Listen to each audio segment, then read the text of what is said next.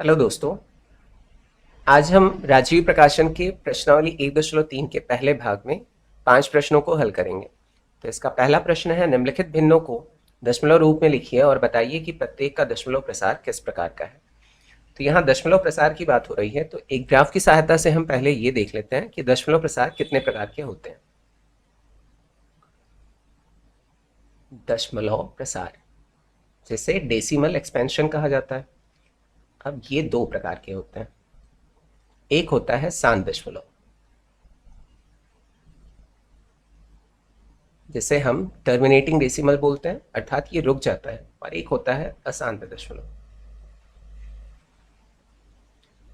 इसे हम non terminating decimal कहते हैं। अब इसमें अशांत दशमलव दो प्रकार का होता है।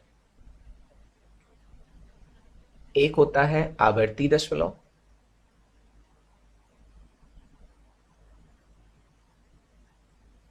या इसे हम बोलते हैं अनवसानी पुनरावृत्ति दशमलव। सॉरी,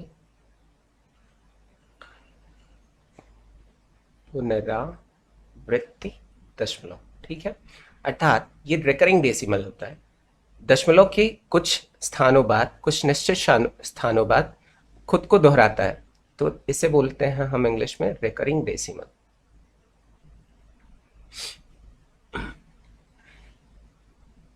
अगर इसको उदाहरण रूप लेकर मैं समझाऊं तो मान लीजिए कोई उदाहरण है 0.567 डॉट डॉट डॉट, अर्थात ये 567 खुद को क्या कर रहा है, दोहरा रहा है, हमेशा इसकी पुनरावृत्ति हो रही है। तो ऐसे दशमलव क्या कहलाते हैं, आवर्ती दशमलव कहलाते हैं या अनवसानी पुनरावृत्ति दशमलव कहलाते हैं।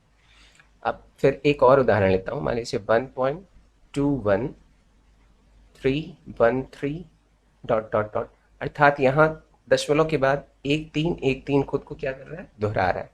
अब फिर यहाँ पर आता है अनावर्ती दशमलव। अनावर्ती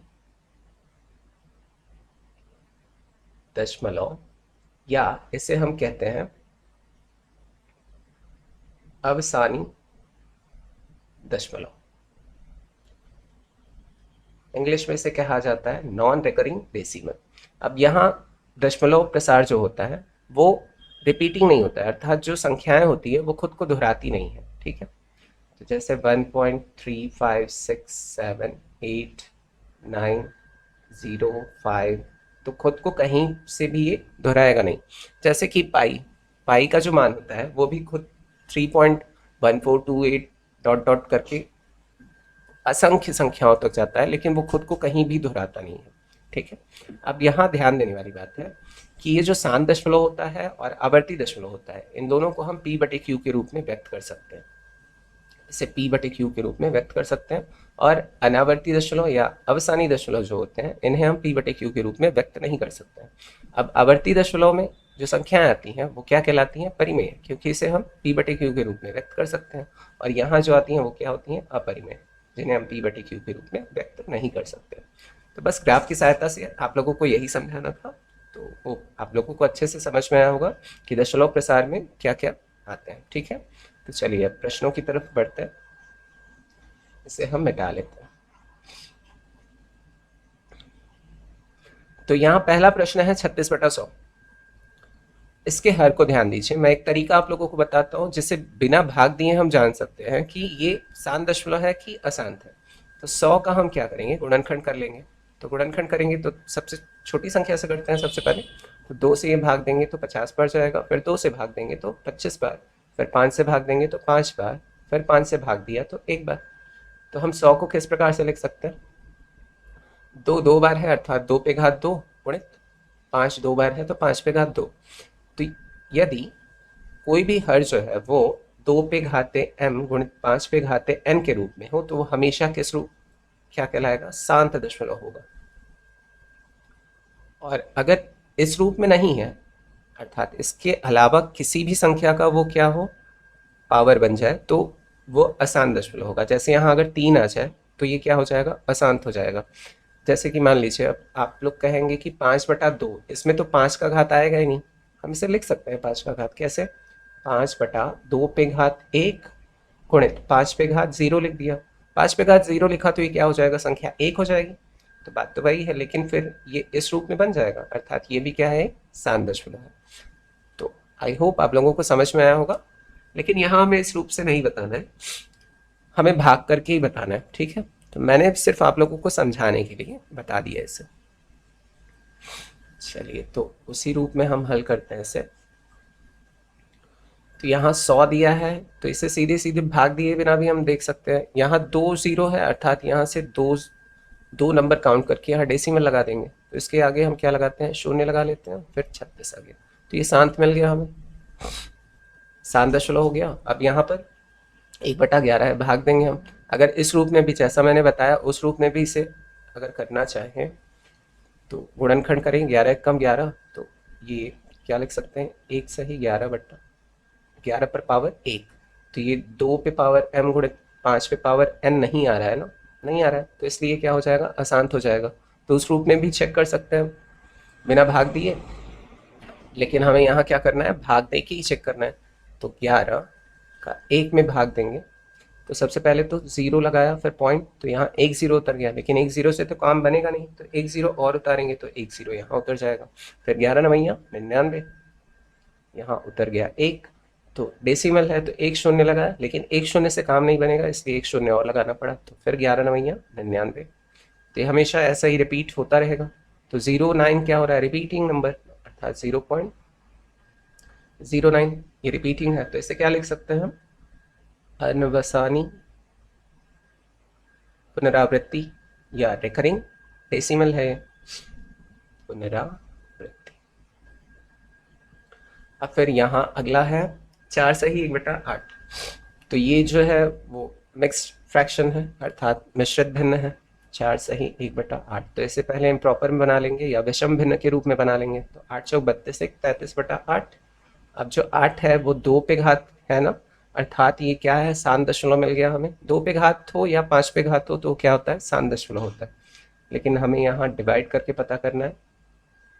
तो 8 चौक 32, 1 बच गया, तो डेसिमल लगाया, शून्य उतरा, 8 एकम 8, फिर 2 डेसिमल है तो शून्य उतार लिया, 8 दूनी 16, फिर यहाँ से 4 बच गया, फिर शून्य उतार लिया, 8 पन 40, पूरा कट गया। तो ये क्या मिल गया, शांत दशमलव मिल गया हमें। ये भी हो गया। चलिए अब अगला प्रश्न देखते हैं इसका। अगला प्रश्न है 3/13। 3/13 अगर उस रूप में भी चेक करें तो ये एक अभाज्य संख्या मिल रही है, अर्थात ये अशांत दशमलव ही मिलेगा हमें। इसे 2 के घात के रूप में या 5 के घात के रूप में नहीं लिख सकते हैं ना, लेकिन हमें भाग दे के चेक करना है, तो भाग दे के चेक करते हैं इसे। तो यहाँ 3, सबसे पहले 0 पॉइंट उतारेंगे तो यहाँ 0 आ जाएगा, 13 दूना होता है 26, और यहाँ 4 बच गया, फिर डेसिमल है तो 0, 13 तियाँ 39, 1 बच गया। तो डेसिमल है तो 1 0 तो उतर जाएगा, लेकिन 1 0 से तो काम बनेगा नहीं, तो यहाँ भी 0 उतारेंगे, फिर यहाँ 0, और फिर 13 सत्ते होता है 91, यहाँ बच गया हमारा 13 91, फिर 9 बचा, फिर उतार लिया 0, डेसिमल है तो 0 उतार लिया, फिर होता है 13 78, यहाँ से बच जाएगा 2 और यहाँ से बच जाएगा 1, फिर 0, फिर 13 9 117। तो यहाँ कितना बच गया, 3। अच्छा यहाँ देखिए 3 जो है स्टार्टिंग में हमें क्या मिला था, 3 ही, अर्थात यहीं यहाँ से फिर ये सारे नंबर्स क्या होंगे, रिपीटिंग शुरू हो जाएंगे। आप लोग चेक कर सकते हैं, यहाँ से फिर से 2 मिलेगा, फिर 3 मिलेगा, फिर 0, मतलब ये जितना भी भाग दिया सेम वही नीचे भी आ जाएगा। तो ये सारे नंबर्स क्या है, रिपीटिंग है, यहाँ से स्टार्ट हो रहा है। तो ये रिपीटिंग नंबर्स है, तो हमने देखा है क्या है, ये अनवसानी पुनरावृत्ति है। तो लिख लेंगे अनवसानी पुनरावृत्ति।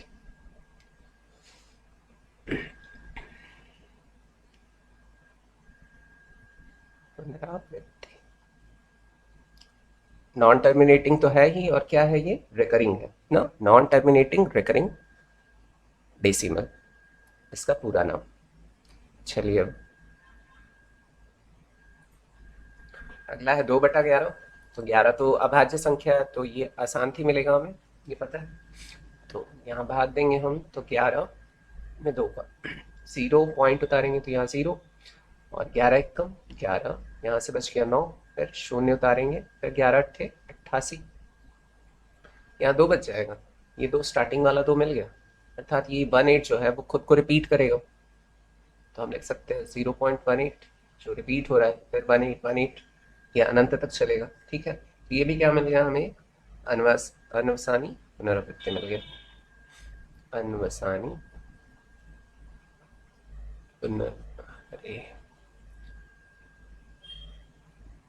पुनरावृत्ति या नॉन टर्मिनेटिंग रिकरिंग डेसिमल। ठीक, चलिए इसका अगला प्रश्न देखते हैं। 329/400, 329/400 इसे बहुत आसानी से किस प्रकार से कर सकते हैं, इसे या तो हम 100 बना लें, या तो 1000 बना लें, या 10,000। तो यहाँ 100 तो बनेगा नहीं, 1000 भी बनना मुश्किल है ना। 10,000 बना सकते हैं कैसे, अगर 25 का गुणा नीचे कर लूँ और 25 का गुणा ऊपर। अब ये क्यों करते हैं, इससे बहुत आसानी से डिविजन हो जाता है। इसका गुणा इसमें करूँगा तो यहाँ जाएगा 8,225, और अगर 4 का गुणा 25 में किया तो 25 का 100 होता है, 2 0 बढ़ेगा और यहाँ 2 0 पहले से, अर्थात ये कितना हो गया, 10,000 हो गया। तो यहाँ से काउंट कर लेते हैं, 1 2 3 4, 4 शून्य है, यहाँ से 1 2 3 4 काउंट करके यहाँ डेसिमल लगा देंगे, तो यहाँ कितना आ जाएगा 0.8225। तो ये क्या मिल रहा है, एक शांत दशमलव मिल रहा है, तो ये हो गया शांत दशमलव। तो इतना आसान था। चलिए अब अगला प्रश्न देख लेते हैं। अगला प्रश्न है, आप जानते हैं कि 1/7 बराबर 0.142857, इस पे बार लगाया अर्थात ये रिपीट हो रहा है। वास्तव में लंबा भाग दिए बिना क्या आप यह बता सकते हैं कि 2/7, 3/7, 4/7, 5/7, 6/7 के दशमलव प्रसार क्या है, यदि हाँ तो कैसे, ये बताना है हमें। और दिया क्या है, दिया है 1/7 बराबर 0.142857, ये रिपीटिंग नंबर्स हैं। अब बताना क्या है हमें, 2/7। तो 2/7 को हम किस प्रकार से लिख सकते हैं, 2 को अलग कर लेते हैं, सॉरी 2 को अलग कर लेते हैं। 1/7 अंश का अंश में गुणा होता है, तो 2 1 कम 2, 2/7 ही होगा। और इसे किस प्रकार से लिख सकते हैं, 2 गुणे 1/7 का मान दिया है 0.142857, ये रिपीटिंग है। अब गुणा कर लेते हैं, तो 2 7 14, फिर 1 आया इधर, 2 5 10 11, फिर 1 आया इधर, 2 8 16, 1 17, फिर 2 दूनी 4 1 5, 5 और 2 चौक 8 और 2 1 कम 2, इसके बाद दशमलव है, 2 0 ही 0 आएगा, तो ये रिपीटिंग में ही आएगा। तो इसका कितना आ गया, 2/7 का उत्तर 0.2857। जिस प्रकार से हम गुणा करते हैं बस वही गुणा करना है, और ये रिपीटिंग बाहर लगा देना है हमें। तो बस इसी प्रकार से सबको हल कर लेना है। 3/7 को हम लिखेंगे क्या, 3 गुणित 1/7 लिख सकते हैं, तो 1/7 का मान दिया है, तो ये क्या लिख सकते हैं, 3 गुणित 0.142857, ये है रिपीटिंग। फिर इसका गुणा कर लेंगे तो ये आ जाएगा, जब गुणा करेंगे तो मिलेगा हमें 0.428571, ये रिपीटिंग में मिल जाएगा। फिर इसी प्रकार से 4/7, बाकी के आप लोग खुद कर लीजिएगा, 5/6 और 7/6/7 का मैं यहाँ तक कर दे रहा हूँ। तो 4 गुणित 1/7 बराबर, यहाँ मान दिया है 4 गुणित 0.142857, ये रिपीटिंग में है। जब गुणा करेंगे तो हमें मिलेगा 0.571428, ये रिपीटिंग में है। तो इसी प्रकार से हम 5/7 और 6/7 का मान ज्ञात कर लेंगे, बहुत ही आसान है ना। चलिए अब अगला प्रश्न देखते हैं इसका। अगला प्रश्न है, निम्नलिखित को P/Q के रूप में व्यक्त कीजिए, जहां P और Q पूर्णांक है तथा Q बराबर नहीं है किसके, शून्य के। तो पहला जो क्वेश्चन दिया है 0.6 है, तो ये 6 रिपीटिंग है, अर्थात ये क्या है, अनवसानी पुनरावृत्ति वाली संख्या है, अर्थात रिकरिंग। मैंने शुरू में ही आप लोगों को दशमलव प्रसार का ग्राफ बना के समझाया था कि इसे हम P/Q के रूप में व्यक्त कर सकते हैं, है ना। तो चलिए कैसे करते हैं वो देख लेते हैं। अब यहाँ हम मान लेंगे सबसे पहले x = 0.6, ये 6 रिपीट हो रहा है, तो चाहे जहाँ तक मान लें। तो इसे बना लेते हैं समीकरण नंबर 1। अब जो दूसरा काम करना है हमें, वो कितने नंबर रिपीट हो रहे हैं, दशमलव के बाद एक नंबर रिपीट हो रहा है, तो हमारा लक्ष्य क्या होगा कि सिर्फ एक नंबर को हमें दशमलव के इधर लाना है। तो किस प्रकार से ला सकते हैं, अगर दोनों पक्षों में मैं 10 से गुणा कर दूं, समीकरण 1 के दोनों पक्षों में 10 से गुणा करने पर, दोनों पक्षों में 10 से गुणा करने पर,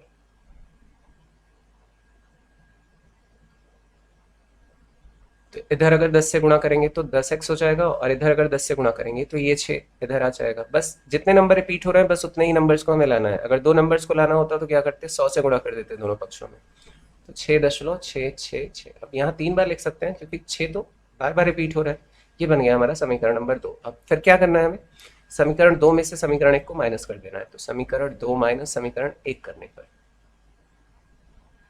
समीकरण 1 करने पर,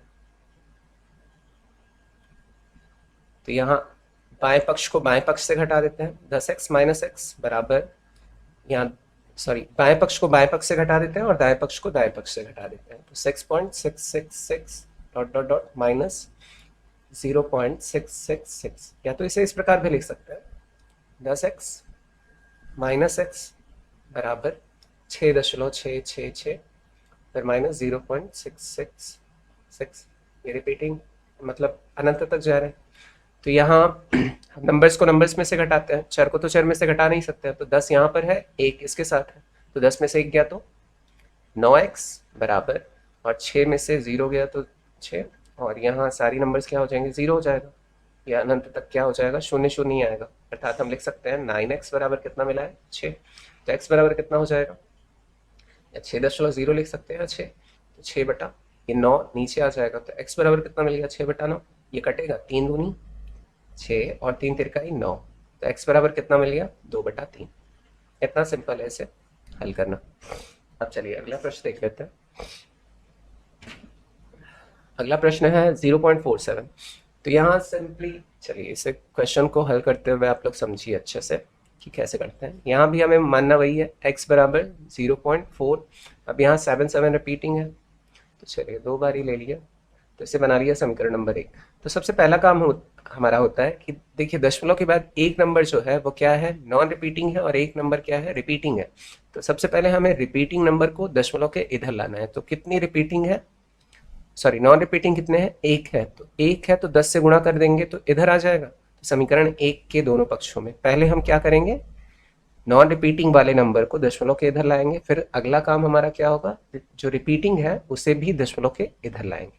तो समीकरण 1 के दोनों पक्षों में 10 से गुणा करने पर,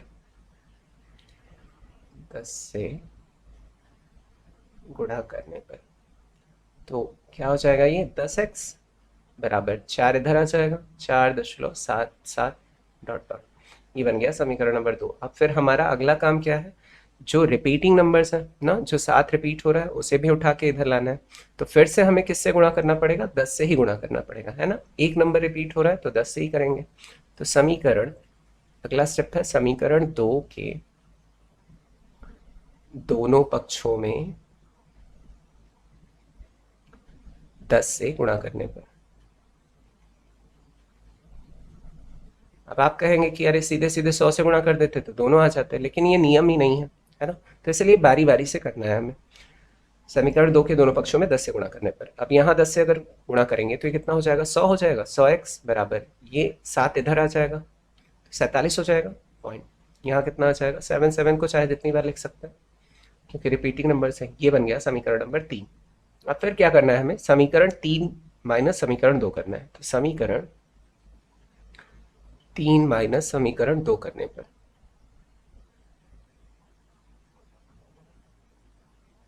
तो फिर वही करेंगे। तो 100x माइनस 10x, बाएं पक्ष को बाएं पक्ष से घटा लिया और दाएं पक्ष को दाएं पक्ष से घटा लेंगे, माइनस 4.77 डॉट डॉट। 100 में से 10 गया तो 90x बराबर, अब साथ साथ तो सारे 0 हो जाएंगे डेसिमल के बाद। 47 में से 4 गया तो कितना बचा, 43.0। ये तो अनंत तक जाएगा 0 0, तो x बराबर कितना हो जाएगा 43/90। तो ये हो गया इसका आंसर, जैसे p बटे q के रूप में हमने दर्शा दिया, जहां ये दोनों क्या है पूर्णांक है और q बराबर क्या नहीं है 0 के, यही बोल रहा था ना शुरू में। तो चलिए अब इस अगला प्रश्न है 0.001। यहाँ रिपीटिंग नंबर्स 3 है, तो सीधे सीधे हमें किससे गुणा करना है 1000 से, यहाँ कोई झंझट ही नहीं है, कोई नॉन रिपीटिंग नंबर तो है ही नहीं ना। तो क्या करेंगे x बराबर मान लेते हैं, x बराबर 0.001 फिर 001 डॉट डॉट डॉट, इसे मान लेते हैं समीकरण नंबर 1। समीकरण 1 के दोनों पक्षों में 3 नंबर्स रिपीटिंग मिल रहे हैं, तो 1000 से हमें गुणा करना पड़ेगा। समीकरण 1 के दोनों पक्षों में 1000 से गुणा, मैं सीधे सीधे कर दे रहा हूँ, लिख नहीं रहा हूँ।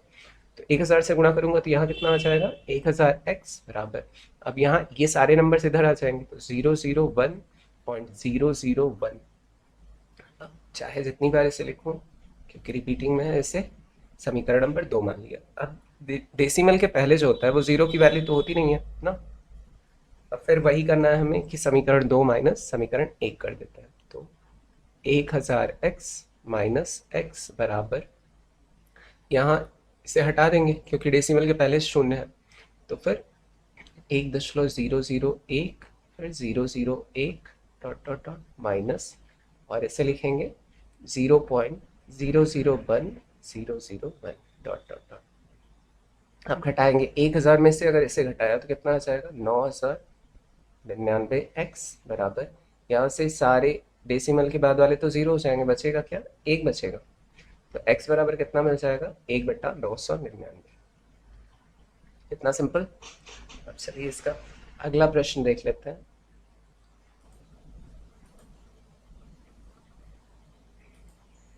अगला प्रश्न है 0.99999 को p बटे q के रूप में व्यक्त कीजिए। क्या आप अपने उत्तर से आश्चर्यचकित हैं? अपने अध्यापक और कक्षा के सहयोगियों के साथ उत्तर की सार्थकता पर चर्चा कीजिए। पहले इसे हल करते हैं, फिर देखते हैं हम आश्चर्यचकित होते हैं कि नहीं। चलिए यहाँ दिया है 0.9, ऐसे भी लिख सकता हूँ, माना x बराबर 0.99999 डॉट डॉट डॉट से बना लेते हैं समीकरण नंबर 1। एक ही संख्या है जो रिपीट हो रहा है ना दशमलव के बाद, एक संख्या सिर्फ है जो दशमलव के बाद रिपीट हो रहा है। अब फिर क्या करेंगे, एक नंबर रिपीट हो रहा है तो दोनों पक्षों में किससे गुणा कर देंगे 10 से, तो समीकरण 1 के दोनों पक्षों में 10 से गुणा करने पर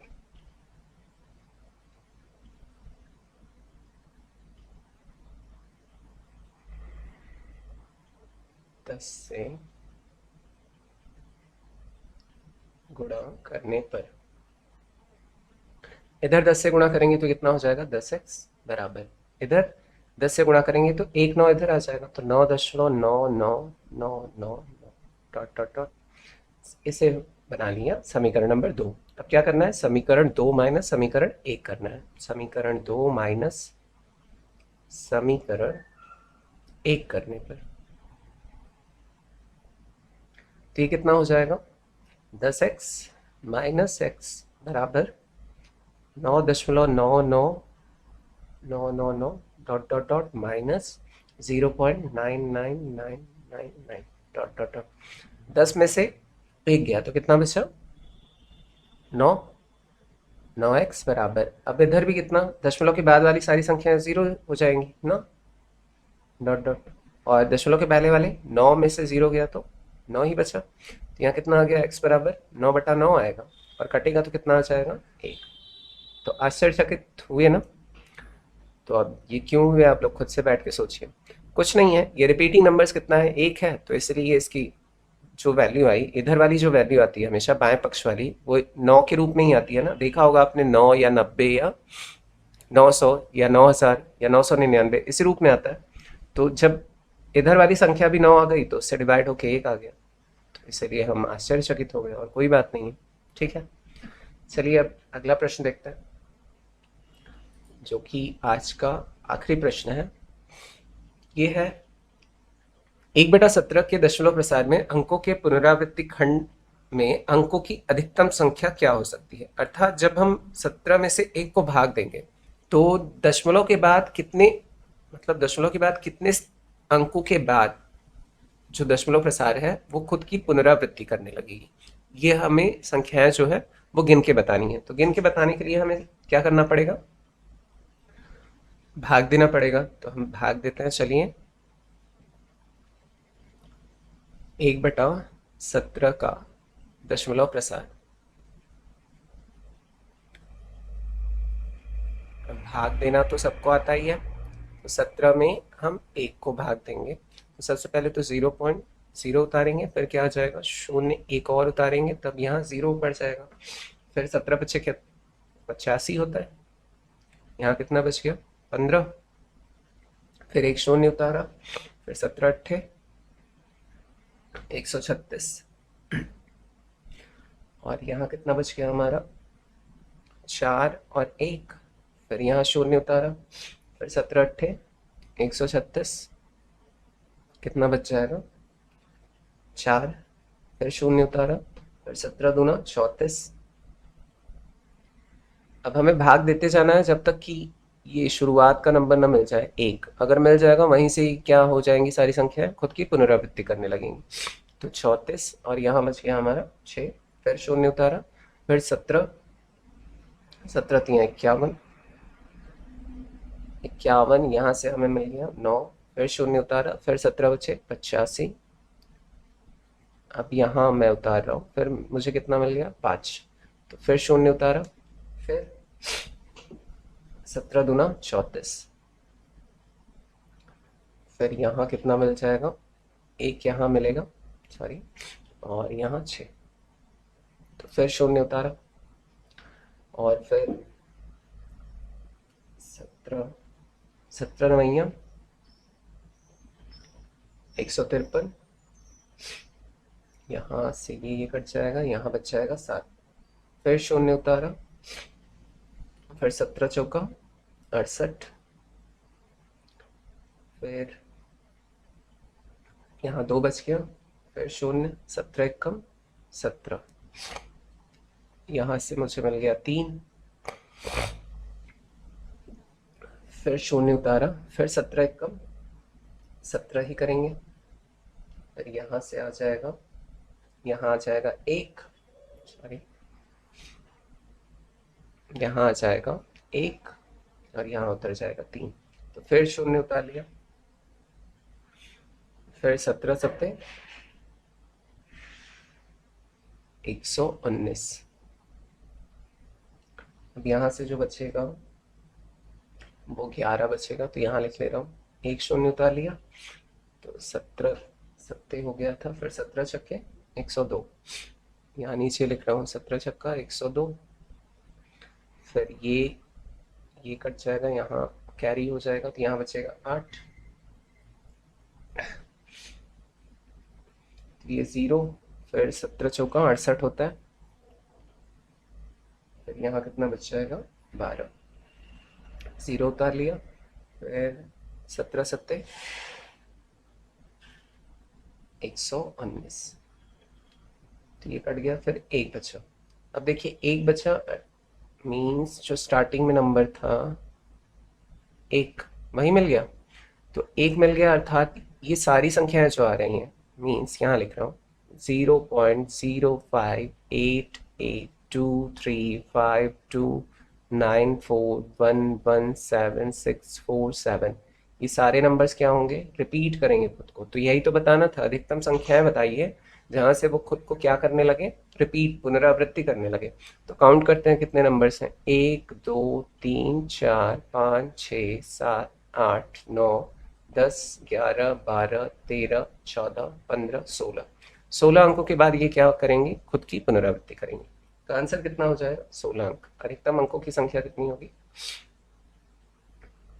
अधिकतम अंकों की संख्या 16। तो बस यही बताना था हमें डिवाइड करके, तो इतना लंबा डिवाइड गया है ना, देखने में कितना छोटा लग रहा था लेकिन काफ़ी लंबा डिवाइड हो गया। तो चलिए आज के भाग में हम बस इतने ही प्रश्नों को हल करेंगे, तो फिर नेक्स्ट पार्ट में मिलते हैं। थैंक्स फॉर वॉचिंग वीडियो, फिर मिलते हैं नेक्स्ट वीडियो में।